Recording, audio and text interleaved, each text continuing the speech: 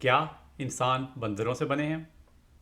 आपने शायद कुछ लोगों को ये कहते हुए सुना हो कि डार्विन का नज़रिया इर्तिका ये कहता है या साइंसदान ऐसा कहते हैं कि इंसान बंदरों से बने हैं। ये बात हरगिज़ दुरुस्त नहीं। दुनिया के किसी साइंसदान ने कभी भी ऐसा नहीं कहा और ना ही कह सकता है, क्योंकि ये बात सरासर गलत है। जैसा कि मैं अपनी पिछली वीडियो, जिसका उन्वान है एवोल्यूशन क्या है, मैं बता चुका हूँ। एवोल्यूशन या इर्तिका कहते हैं जानदारों की किसी आबादी के अंदर नस्ल दर नस्ल मौरूसी खसलतों में तब्दीली को।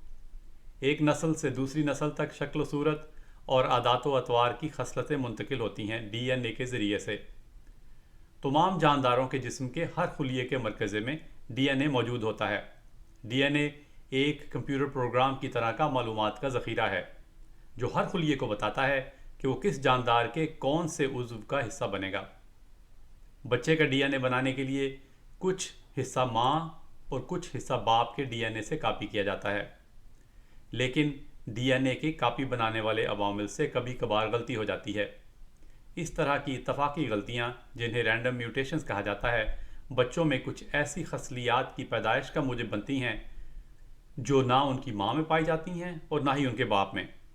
अगर रैंडम म्यूटेशन के नतीजे में पैदा होने वाली खसलियात इस माहौल में जिसमें बच्चे रिहाइश पजीर हों फ़ायदेमंद साबित हों, तो इन बच्चों की नस्ल के आगे बढ़ने और नई खसलियात के अगली नस्ल में मुंतकिल होने के इम्कानात बढ़ जाते हैं।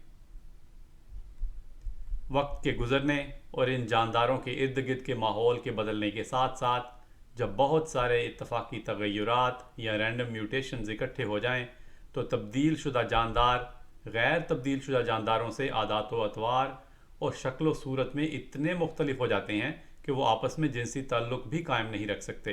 तो हम तब्दील शुदा जानदारों को एक नई किस्म या स्पीशीज़ का नाम दे देते हैं।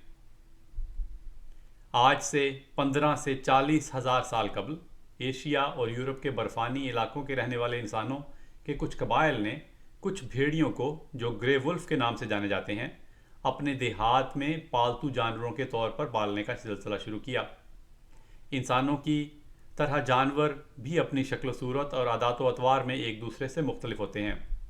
कुछ भेड़िए कम खूंखार होते हैं, कुछ ज़्यादा, कुछ इंसानों के पास आने से डरते हैं और कुछ निस्बतन इंसान दोस्त होते हैं। तो इंसानों ने ऐसे भेड़ियों की अफजाइश नस्ल यानी ब्रीडिंग को तरजीह दी जो ज़्यादा इंसान दोस्त, वफ़ादार और मती थे। इंसानों के कुछ इंसान दोस्त, वफ़ादार और मती भेड़ियों को पालतू रखने के इस फैसले के बाद भेड़ियों की दो आबादियाँ दो मुख्तलिफ़ किस्म के माहौलों में रिहाइश पजीर थीं। जंगली भेड़िए कुदरती माहौल में रहते रहे जिसमें खूंखारी, इंसान दुश्मनी और सरकशी वाली खसलियात ज़्यादा फ़ायदेमंद थी, और पालतू भेड़िए एक ऐसे माहौल में रिहाइश पजीर हो गए जिसमें इंसान दोस्ती, वफ़ादारी और इताअत की खसलियात वाले जानवरों को ज़्यादा खुराक मिलती और उन्हीं की अफजाइश नस्ल की जाती। कई हज़ारों साल तक ऐसी खसलियात के इंतखाब का नतीजा ये हुआ कि भेड़ियों की एक नई किस्म या स्पीशीज़ पैदा हो गई जिसे अब हम कुत्तों के नाम से जानते हैं। कुत्तों और भेड़ियों का 99.9% डीएनए मुश्तरक है और सिर्फ 1% मुख्तलिफ है। इतना फ़र्क पैदा होने में साइंसदानों के अंदाजे के मुताबिक 15 से 40 हज़ार साल तक का तवील अरसा लगा। साइंसदान इस तहकीक से ये नतीजा अखज़ करते हैं कि आज से 40 हज़ार साल कबल कुत्तों और ग्रे वुल्फ की तरह के भेड़ियों का जद्द अमजद एक ही था। इंसानों और बिन मांसों के डीएनए का अगर मवाजना करें तो हमें पता चलता है कि इंसानों और चिंपैंजीज़ के डीएनए में 1.2% का फ़र्क है। साइंसदानों का अंदाज़ा है कि इतना फ़र्क पैदा होने में 50 से 70 लाख साल लगे होंगे। इंसानों और गोरिल्लास के डीएनए में 1.6% का फ़र्क है और इस फ़र्क को पैदा होने में 85 लाख से 1 करोड़ साल का लंबा अरसा लगा होगा। इंसानों और ओरेंगेटैंग्स में 3% का फ़र्क है। इस फ़र्क को पैदा होने में अंदाज़न 90 लाख से 1.3 करोड़ साल का वक़्त लगा होगा। ऐसे ही इंसानों और बंदरों में 7% का फ़र्क है जिसे पैदा होने में तख़मीनन 2.5 करोड़ साल का वक्त लगा होगा। तो दोस्तों, साइंसदान ये कहते हैं کہ انسانوں اور بندروں کا جد امجد آج سے 2.5 کروڑ سال پہلے ایک ہی تھا۔ یہ جد امجد انسانوں اور بندروں دونوں سے مختلف تھا۔ بندر اور انسان دونوں ارتقاء کے کئی ادوار سے گزر چکے ہیں، اور ان میں اپنے مشترکہ جد امجد سے الگ ہونے کے بعد سے بہت سارے اتفاقی تغیرات یعنی رینڈم میوٹیشنز آ چکی ہیں۔ چونکہ تبدیل شدہ اور غیر تبدیل شدہ جانوروں کی آبادیوں کے لیے دو مختلف قسم کے ماحول سازگار تھے، اس لیے دونوں کے رہنے کے ماحول بدل گئے۔ دونوں کے رہائشی ماحول مختلف ہونے کی وجہ سے دونوں آبادیوں پر ماحول کی ہم آہنگی یعنی نیچرل سلیکشن کے پریشر بھی مختلف ہو گئے۔ جو چیزیں انسانوں کے آباء و اجداد کے ماحول میں فائدہ مند تھیں وہ بندروں کے آباء و اجداد کے ماحول میں فائدہ مند نہیں تھیں، اور جو بندروں کے آباء و اجداد کے ماحول میں فائدہ مند تھیں وہ انسانوں کے آباء و اجداد کے ماحول میں فائدہ مند نہیں تھیں۔ اور ماحول کے اختلافی پریشرز کی وجہ سے انسانوں اور بندروں کے ڈی این اے میں 7% کا فرق آ گیا۔ اس 7% کے فرق کی وجہ سے انسانی شکل و صورت اور عادات و اطوار بندروں کی شکل و صورت اور عادات و اطوار سے اتنے مختلف ہو گئے ہیں۔ اگر ہم آج سے 2.5 کروڑ سال پہلے کے زمانے میں چلے جائیں تو ہم دیکھیں گے کہ نہ تو انسان پائے جاتے ہیں اور نہ ہی بندر ان خصلیات کے ساتھ جن کے ساتھ وہ اب پائے جاتے ہیں۔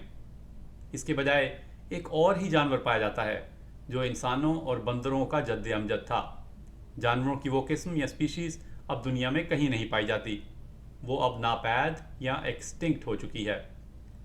اس کے بجائے انسان اور بندر پائے جاتے ہیں۔ انسان اور بندر دونوں اپنی خصلیات یعنی شکل و صورت اور عادات و اطوار میں اپنے جد امجد سے بہت مختلف ہیں۔ یہ کہنا کہ انسان بندروں سے نکلے ہیں اتنا ہی درست ہے جتنا یہ کہ بندر انسانوں سے نکلے ہیں۔ دونوں باتیں انتہائی بیہودہ، بھونڈی اور سراسر جھوٹ ہیں۔ نہ تو انسان بندروں سے نکلے ہیں اور نہ ہی بندر انسانوں سے۔ سچ تو صرف یہ ہے کہ انسان اور بندر دونوں ایک ہی جد امجد سے نکلے ہیں۔ ہم جیسے جیسے ماضی میں چلتے جائیں تو ہمیں انسانوں اور دوسرے جانداروں کا مشترکہ آباء و اجداد ملتے جاتے ہیں۔ اگر ہم 300 ملین سال پہلے کے زمانے میں چلے جائیں تو سب ممالیہ جانوروں کا جد امجد ایک ہی ملے گا، اور اگر ہم آج سے 4 ارب سال پہلے کے زمانے میں چلے جائیں تو سب جانداروں کا مشترکہ جد امجد ایک ہی ملے گا۔ دوستو، میرا نام ہے محمد افضل اپل، میں ایک کاگنیٹو سائنٹسٹ ہوں اور امریکہ کی یونیورسٹی آف وسکانسن میں پروفیسر ہوں۔ اگر آپ سائنس کے بارے میں جاننا چاہتے ہیں تو میرے چینل کو سبسکرائب کریں اور میری سائنس اور ایولیوشن کے بارے میں باقی ویڈیوز بھی ضرور دیکھیں۔ شکریہ۔